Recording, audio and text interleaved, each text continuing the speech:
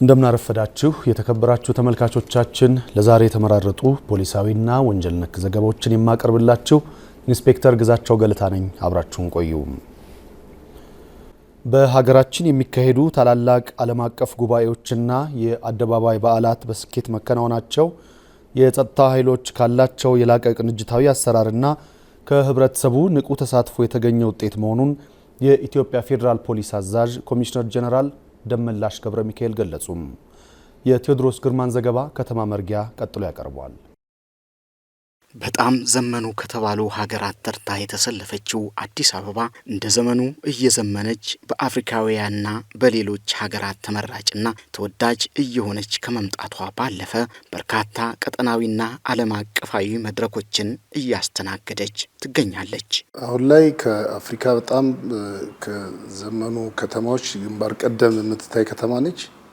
እንደዚሁ ደግሞ የአፍሪካ ህብረት መቀመጫም ስለሆነች ብዙ ሀገራት ኤምባሲዎቻቸውን እዚህ ሀገር ከፍተው ነው ያሉት። ለዚህ እነዚህን ስናይ በጣም ሀገር አቀፍ ቀጠናዊ አህጉራዊና ዓለም አቀፋዊ መድረኮች በአዲስ አበባ ይከናወናሉ። ለአብነት እንኳን ብንመለከት ከ2017-18 ከሐምሌ ጀምሮ እስካሁን ባለው ጊዜ ውስጥ በጣም ብዙ ዓለም አቀፍ መድረኮች፣ አህጉራዊ መድረኮች እና ሀገራዊ ኩነቶች በአዲስ አበባና እንደ ኢትዮጵያ ተከናውነዋል። እነዚህ የአደባባይ በዓላትና ታላላቅ ዓለም አቀፋዊ መድረኮች በሰላም ተጀምረው በሰላም የመጠናቀቃቸው ስኬት የጸጥታና ደህንነት የጋራ ግብረ ኃይሉ ውጤት እንደሆነም ተነግሯል። እንደሚታየው ትላልቅ ኩነቶች እንደ ሀገርም በጣም በብዙ ሚሊዮን የህብረተሰብ ክፍል የሚሳተፍባቸው ሃይማኖታዊ የተለያዩ በዓላትም ጭምር በተለይ በጎዳና ላይ የሚከናወኑ ተግባራት በሰላም እንደ ኢትዮጵያ ተከናውነዋል። እንግዲህ እንደዚህ አይነት ፕሮግራሞች ሲኖሩ የፖሊስ ሚና በጣም ያደገ ነው። ነገር ግን ፖሊስ አጠቃላይ ስራው ላይ የሚኖረው ፕሬዘንስ ትልቅ ቢሆንም ሌሎች የጸጥታ የደህንነት ተቋማትም በዚህ ስራ ውስጥ ይሳተፋሉ። የጋራ ግብረ ኃይል አለ፣ የጋራ እቅድ አለ እና ስራው በዛ እየተመራ ስራዎችም እየሰራን ያለ ነው። ከሐምሌ ወር 2017 ዓ.ም ጀምሮ እስከ 39ኛው የአፍሪካ ህብረት ጉባኤ ድረስ የተከናወኑት በዓላትንና ዓለም አቀፋዊ መድረኮች በሰላም የመጠናቀቃቸው ውጤት ከጸጥታና ደህንነት የጋራ ግብረ ኃይሉ ጎን የህብረተሰቡ ድርሻም የጎላ እንደነበር ተገልጿል። አዲስ አበባ ከተማ በጣም የተረጋጋ ሰላማዊ ህብረተሰቡን በከፍተኛ ደረጃ ከጸጥታና ከደህንነት ተቋማት ጋር ተቀናጅቶ ከተማውን ሰላምና ደህንነት እያስከበረ ስለመጣ ከተማችን አሁን እንደሚታየው ቀንም ማታም ሌሊትም ሰው በጣም በነጻነት የሚጓዝበት ቱሪስቱም ቢሆን እንደዚህ አይነት ሴፍ የሆነ ሴኩርድ የሆነ ከተማ ብዙም ቦታ ስለማይታይ በጣም ደስተኛ ሆነው እየተንቀሳቀሱ ነው ያሉት።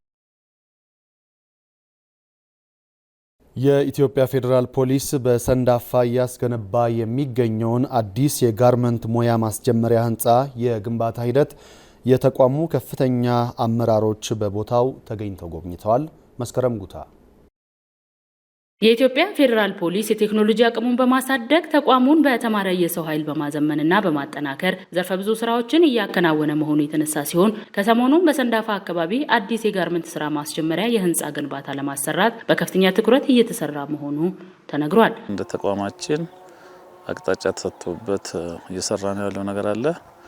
በተቻለ መጠን በተወሰነ ደረጃም ቢሆን ፖሊስ ምርታማነትን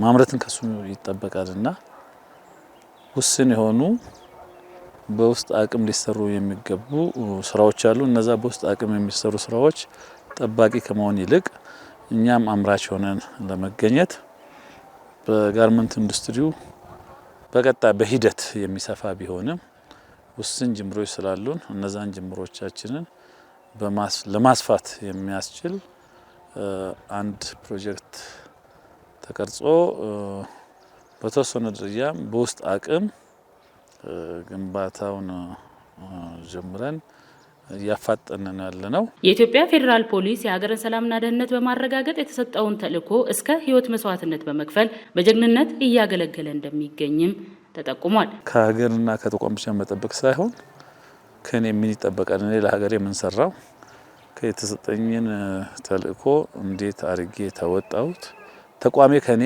ምን ይጠብቃል የሚለው ነገር የበለጠ እንዲረዱና ተነሳሽነትን እንዲፈጥር በራስ አቅም በራሳችን ባለሙያ የተወሰነ የጋርመንት ኢንዱስትሪ ልናስጀምርበት የምንችልበት ግንባታ ጀምረናል። ተሞክሮን በመለዋወጥ በመደጋገፍና እንዲሁም በህብረት ከቆምን የትኛውንም ነገር ማሳካት እንችላለን ያሉት የኢትዮጵያ ፌዴራል ፖሊስ ሎጂስቲክስ ዋና መምሪያ ረዳት ኮሚሽነር እሸቱ ፊጣ ከሰሞኑ በሰንዳፋ የተጀመረውን የጋርመንት የህንፃ ግንባታም ያለበትን ደረጃ አመራሮች መጎብኘታቸው ጠቀሜታው የጎላ ስለመሆኑ አንስተዋል። አፈጻጸሞቻችን ምን ይመስላሉ፣ ምንስ እየተሰራ ነው የሚለውን በተለይ በየደረጃው የሚገኙ የሎጂስቲክ ኃላፊዎች እና በጀቱን የሚመሩ አመራሮች ምን ላይ እንዳለን እንዲገነዘቡ ቀጣይ አቅሞቻቸው ወዴት ሊሄዱ እንደሚችሉ የተቋሙ ሪፎርም የት እየደረሰ ነው፣ ትላንት ምን ነበር፣ ዛሬ ምን ላይ ነን፣ ነገ የት እንደርሳለን የሚለውን ግንዛቤ ለማስጨበጥ እንዲጎበኙት ያደረግንበት ነው። የስራ ተነሳሽነትን የስራ ባህልን የበለጠ ከፍ ለማድረግ አስበን አስጎብኝተናል። የኢትዮጵያ ፌዴራል ፖሊስ የሁሉም ሙያ ባለቤት ነው ያሉት ረዳት ኮሚሽነሩ በተለይ ከቅርብ ጊዜ ወዲህ በሰራዊቱ ውስጥ እየተከናወኑ የሚገኙ ጅማሮች ማሳያ ስለመሆናቸውም ገልጸዋል። ፖሊስ ውስጥ ሁሉም ባለሙያ ያለበት ነው። ለምሳሌ ዶክተሮች አሉ፣ ግንበኞች አሉ፣ አናጺዎች አሉ፣ መምህራን አለ። እንግዲህ የተለያየ ሙያ ወይም የተለያየ ዲሲፕሊን የያዘ ነው ፖሊስ ህግ ያስከብራል፣ በአንድ በኩል ደግሞ ያለማል ያመርታል፣ በአንድ በኩል ደግሞ ያስተምራል ያንጻል። ስለዚህ ፌዴራል ፖሊስ እንደኔ እይታ መርጠሽ ፈልገሽ ወደሹ ፈቅደሹ የሚገቢበት ተቋም ነው። የኢትዮጵያ ፌዴራል ፖሊስ ሀገራዊ ግዴታውን ሙያዊ ኃላፊነቱን በጀግንነት እየተወጣ ለተተኪው ትውልድም መሰረት እየጣለ ስለመሆኑም ተናግረዋል። የፌዴራል ፖሊስ በሰብአዊነት እያገለገለ በጀግንነት እየጠበቀ ህግን እያስከበረ ተልእኮን እየተወጣ በሀገር ግንባታ ሂደት ውስጥ ደግሞ ትልቅ ሚና እየተጫወተ ነውና ወደ ሰራዊቱ የሚቀላቀሉ ፖሊስን ወደውና አፍቅረው ገብተው በተለይ ከምንም በላይ ደግሞ ህዝብን በማገልገል ውስጥ ሚናቸውን ይጫወታሉ ብዬ አስባለሁ። ሁሉም ለሀገሩ ሁሉም ለተቋሙ ለተሰጠበት ተልእኮ በታማኝነትና በትጋት በፍጹም ዲሲፕሊን በቅንነትና በታማኝነት እንዲያገለግል ነው እንግዲህ የምመኘው። 39ኛው የአፍሪካ ህብረት የመሪዎች ጉባኤ በስኬት እንዲጠናቀቅ የጸጥታ አካላት ሙያዊ ተልዕኳቸውን በላቀ ዲሲፕሊን መወጣታቸው ተጠቆመ። ተጨማሪውን ማክቤል ጡማይ እንደሚከተለው ያቀርበዋል። 39ኛው የአፍሪካ ህብረት መሪዎች ጉባኤ ያለምንም የጸጥታ ስጋት በሰላም መጠናቀቁ የሀገራችንን ገጽታ በዓለም አቀፍ መድረክ ከፍ አድርጎታል። ለዚህ ስኬት መገኘት ደግሞ ቀን ከሌሊት በጽናት የቆሙት የጸጥታ አካላት ሚና የላቀ መሆኑ ተገልጿል። በየዓመቱ ስብሰባ የሚካሄድባት ቦታ ነው። ይህንን እዛ ላይ ለሚሳተፉት ሰራዊቶች ስታንድ ባይ ሆነው ቀን ከሌሊት ብርድ ላይ ፀሐይ ላይ ቆመው ነው ድጋፍ እያደረጉ ያሉት፣ ፍሰቱን እያሳለጡ ያሉት። ለነዛ ሰራዊቶች ከጎናችሁ ነን ለማለት ያህል ማለት ነው፣ የድርሻችንን ለመወጣት ያህል ነው ድጋፍ ለማድረግ ያሰብነው። የሀገርን ሰላምና ደህንነት ለማረጋገጥ ውድ ህይወታቸውን እስከ መስጠት የሚደርሰው መስዋዕትነት እየከፈሉ የሚገኙት እነዚህ የሰላም ዘቦች በተለያዩ ጊዜያትም አስፈላጊውን ድጋፍ እያደረጉ ስለመቆየታቸው ተናግረዋል። እነሱ ስላሉ ነው እኛ እንደፈለግን ሰርተን ወደ ቤታችን መግባት የምንችለው። በተለያዩ አጋጣሚዎች በስሱ በአቅማችን በተለያየ ጊዜ ላይ ድጋፎችን እናደርጋለን። በተለይ እያንዳንዱ ኢትዮጵያዊ ዜጋ የጸጥታ አካላት ያለባቸውን ከባድ የስራ ጫና በመረዳት ከኛ የሚጠበቀውን ኃላፊነት በመወጣት በቅንጅትና በትብብር ሊሰራ እንደሚገባም ተነግሯል። እኔ አንድ ሰው ነኝ፣ እንደ ኢትዮጵያ ደግሞ ብዙ ዜጋ ነው ያለው። ሁላችንም የነሱን ጫና ከጎናቸው ቆመን አይዟችሁ ማለት ስላለብን ነው። እኔ እንደ አንድ ሰው ምንም ያህል ገፋ አያረግም የኔ አስተዋጽኦ፣ ግን የድርሻዬን ለመወጣት ጫናቸውን በደንብ ስለማቅ ነው ይሄንን ለማድረግ የምንቀሳቀሰው። 39ኛው የአፍሪካ ህብረት መሪዎች ጉባኤ በስኬት እንዲጠናቀቅ በዕለቱ ለእጀባ ተሰማርተው ለነበሩ ለኢትዮጵያ ፌዴራል ፖሊስና ለአዲስ አበባ ፖሊስ አመራርና አባላት የምሳ ግብዣ መርሃ ግብር መዘጋጀቱ ልዩ ኩራትና ክብር እንደሚሰማቸውም ገልጸዋል። ዙሪያው ላይ ላሉት ለአፍሪካ ህብረት ስታንድ ባይ ለሆኑት ባሉበት ቦታ ላይ እስከ 1000 ሰው ምሳ እናበላለን። የኢትዮጵያ ፌዴራል ፖሊስ የወንጀል መከላከል ተግባሩን በዘመናዊ ቴክኖሎጂ በማስደገፍ የኦፕሬሽን አቅሙን በከፍተኛ ደረጃ እያሳደገ እንደሚገኝ ተጠቆመም። ደምሌ ፈቀደ። የኢትዮጵያ ፌዴራል ፖሊስ ዘመናዊ አሰራርን በመዘርጋት ውጤታማ ተልዕኮን ለመፈጸም እንዲቻል በቴክኖሎጂ የታገዘ አሰራርን ተግባራዊ እያደረገና አባላቱንም እያበቃ ይገኛል። የቴክኖሎጂ መስመሪያ በስትራቴጂክ እቅዳችን በተቀመጠው መሰረት አሁን ላይ የወንጀል መከላከል፣ የምርመራ እንዲሁም የድጋፍ ስራዎችን ሰፖርት ማድረግ የሚችሉ የሚደግፉ የቴክኖሎጂ ስራዎች እየተሰሩ ናቸው ያሉት። አዳዲስ የቴክኖሎጂ ምርቶችን ለወንጀል መከላከል ስራችን በእጅጉ በጣም ሊያግዙን የሚችሉ ማቴሪያሎች ናቸው። እነሱን እንዴት መጠቀም እንደምንችል ሰልጥነናል። ፖሊስ የወንጀል መከላከልና ወንጀል ምርመራ ተግባሩን ሲያከናውን ግዳጁን በብቃት እንዲወጣና የሰው ኃይል ቆጣቢ የሆኑ ዘመናዊ የድሮንና የጸረ ፈንጅ መሳሪያዎችን በመታጠቅ ተልዕኮውን በስኬት ለመፈጸም እየሰራ መሆኑ ተጠቅሷል። የወንጀል መከላከል ስራን የሚያግዙ የጸረ ፈንጅ፣ አንቲ ድሮን እነዚህን ሁሉ ስልጠናዎች ወስደዋል። በተለይ ደግሞ ለአድማ ብተና አገልግሎት የሚውሉ በቀላሉ አድማ መበተን የሚያስችሉ የወንጀል መከላከል ስራ የሚሰሩ ድሮኖች ናቸው ዛሬ ስልጠና ጨረስ ነው። በሞባይል ሊነሱ የሚችሉ ፈንጆችን እንዲሁም በሪሞት ኮንትሮልና በሬዲዮ ፍሪኩዌንሲ አክቲቭ ሊነሱ የሚችሉ ፈንጆችን ኦሬዲ ጃም ያደርጋቸዋል። እጅግ ለኛ ለሙያተኞች አስፈላጊና ለስራችን ወሳኝ ናቸው። ፌዴራል ፖሊስ አዳዲስ የቴክኖሎጂ ውጤቶችን ታጥቆ የአባላቱ የቴክኖሎጂ አጠቃቀም ዳብሮ የወንጀል መከላከል ተግባሩ ግብ እንዲመታ ለማድረግ የቴክኖሎጂ ማስፋፊያ መምሪያ በትኩረት እየሰራ ነው ተብሏል። የፌዴራል ፖሊስ የሲሙሌሽን ሩም አለው፣ የድሮን ማሰልጠኛ ማዕከል ማለት ነው። በዚህ ማዕከል ውስጥ ሰልጥነው ነው ወደዚህ የመጡት። ስለዚህ በየጊዜውም ደግሞ ስልጠና ያስፈልጋል። እንበል አንድ ጊዜ ሰልጠነህ ምትቶ ሳይሆን በየጊዜው እያሰለጠን አቅም እየፈጠርን በጣም ታርጌት በአግባቡ መጣል የሚችሉ ሰልጣኞችን እናፈራለን። ስለዚህ ይሄ ስልጠናውን በራሳችን መስጠት እንችላለን።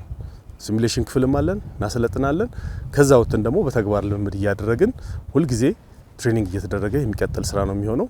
ለዚህም ደግሞ ምቹ ሁኔታ ተቋሙ ፈጥሮልናል። ፈንጅ ነው አይደለም የሚለውን ለመለየት እጅግ የሚያግዘን በማየት ነበር እስከዛሬ ስንጠቀም የነበረው ወይም ወደ ቀጥታ መደበኛ ወደ ሆነው ላቦራቶሪ ወይም ፎረንሲክ ወስደን ነበር። ነገር ግን ይሄ ተንቀሳቃሽ ፎረንሲክ ማለት ይቻላል እዛው ባለበት ፈንጅ ነው ፈንጅ አይደለም የሚለውን የሚለይልን ዘመናዊ መሳሪያ ነው። ስልጠና በጣም አሪፍ ነው። ከቴክኖሎጂ ጋር የተያያዘ ስለሆነ እጅግ በጣም ጠቃሚና ወሳኝ የሆነ ትምህርት ነው። ጥሩ የሆነ ስልጠና አግኝተናል። ሰሞኑን ከተለያዩ የወንጀል መከላከል ክፍሎች ለተውጣጡ አባላት የድሮን የጸረ ፈንጅና ሌሎች የወንጀል መከላከልና ምርመራ ተግባርን የሚያገዙ መሳሪያዎችን አጠቃቀም ስልጠና ተሰጥቷል። በተንቀሳቃሽ ቦርሳዎች ሊሆን ይችላል የተያዘው ማቴሪያሉና እዛ ውስጥ ማን ያዘው፣ በሰውም ከሆነ በሰው የተያዘው ፈንጅ ማን ያዘው የሚለውን እዛው ዳይሬክት ፎቶ የሚያነሳ የፈንጁን ምንነት የሚገልጽ ነውና ስራችን እጅግ ትልቅ አጋዥ መሳሪያ ነው። ስልጠና የወሰድኩት በድሮን ዙሪያ ነው። ድሮን ማብረር ነው። በዛም ከዚህ በፊት በአድማ ብተና ወይ ደግሞ በአድማ መከላከል በሰው ኃይል ነው ወደ አድመኛ ተጠግቶ እርምጃ መውሰድ የሚችለው በሰው ኃይል ነበረ። አሁን ግን ምንም ጉዳት በማይደርስ መልኩ በቴክኖሎጂ ተጠቅመን አድመኛን መቆጣጠር ያግዘናል ማለት ነው። በቤኒሻንጉል ጉሙዝ ክልል አሶሳ ከተማ በትዳር አጋሩ ላይ አሰቃቂ የግድያ ወንጀል የፈጸመው ግለሰብ በቁጥጥር ስር ውሎ የፍርድ ውሳኔ የተላለፈበት መሆኑን የክልሉ ፖሊስ አስታወቀ። መስከረም ጉታ ዝርዝሩን እንደሚከተለው አዘጋጅቷል። በቤኒሻንጉል ጉሙዝ ክልል አሶሳ ከተማ አቶ መሐመድ አብደላና ወይዘሮ ደራርቱ ድርባ የተባሉ ግለሰቦች ከአቶ መሐመድ አብደላ በፊት የወለደቻቸውን 2 ልጆቿን ይዛ ትዳር መስርተው ይኖሩ ነበር ይላል ፖሊስ። አሶሳ ከተማ ወረዳ 1 ቀበሌ 3 ልዩ ስሙ 7ኛ ተብሎ የሚጠራ ሰፈር ላይ ሟች ደራርቱ ድርባ የምትባል ጋር 2 ልጅ ከወለደች በኋላ ነው የተጋቡት። ልጆቿን ለማሳደግና ቤቷን ለማስተዳደር ስራ ሰርታ ገቢ የማምጣት ኃላፊነቱ የሚስት ግዴታ ሆኖ ነበር ያለው የፖሊስ የምርመራ መዝገብ እሷ ሰርታ ያመጣችውን ገንዘብ አምጪ በሚል ምክንያት በባልና ሚስቱ መካከል ተደጋጋሚ ግጭት እንደነበረም ተጠቁሟል። እሱም እንደዚሁ ምንም ስራ የለውም። እሷ ሰርታ የምትመጣውን አምጣንም ብሎ ሁሌ ያንገራግራታል። ቀበሌም የቀረቡ አቤቱታ ታቀርብ ነበረችና ነሐሴ 1 ቀን 2017 ዓ.ም ከምሽቱ 5:30 ላይ አንቋት እዛው ቤት ውስጥ ገደላት። ብር አምጪ በሚል የጀመረው ጭቅጭቅ አድጎ ሚስቱን በአሰቃቂ ሁኔታ መግደሉ ለፖሊስ ጥቆማ ይደርሳል። ፖሊስም ምርመራውን ይጀምራል። መዝገቡን አደራጅቶ ለአቃቤ ሕግ ይልካል። ክስ ይመሰረትበታል። ወዲያውኑ በነጋታ ነው የተያዘ ተጠርጣሪውን ራሱ። ለምን አቅመ ደካማ መሆኗን ማህበረሰቡ ያውቃል፣ የአካባቢ ሰዎችም ያውቃል። ሕፃን ልጇ ስለጮኸች ደርሶ መሞቷን ካረጋገጡ በኋላ ሰፈር ለሰፈር አፈላልጎ በነጋታ ነው ፖሊስም ሌሊት ደርሶ ተጠርጣሪው ተይዞ ቃሉን ሰጥቶ የእምነት ክደት ቃሉንም በፍርድ ቤት ሰጥቶ እንደገና ክስ ተመስርቶበት ተመስክሮበት አሁን ውሳኔ ላይ ነው። ፍርድ ቤቱም በወይዘሮ ደራርቱ ድሪባ ሞት አቶ መሐመድ አብደላ ጥፋተኛ መሆኑን ያረጋግጣል። የካቲት 9 ቀን 2018 ዓ.ም በዋለው ችሎት የአሶሳ ከተማ ከፍተኛ ፍርድ ቤት በ19 ዓመት ጽኑ እስራት እንዲቀጣ ተወስኖበታል ብሏል ፖሊስ።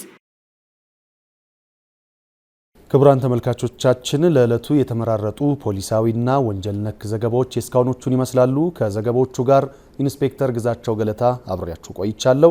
ቀሪ የፖሊስና ህብረተሰብ መሰናዶች ወደ እናንተ መድረሳቸውን ይቀጥላሉ። መልካም ቆይታ።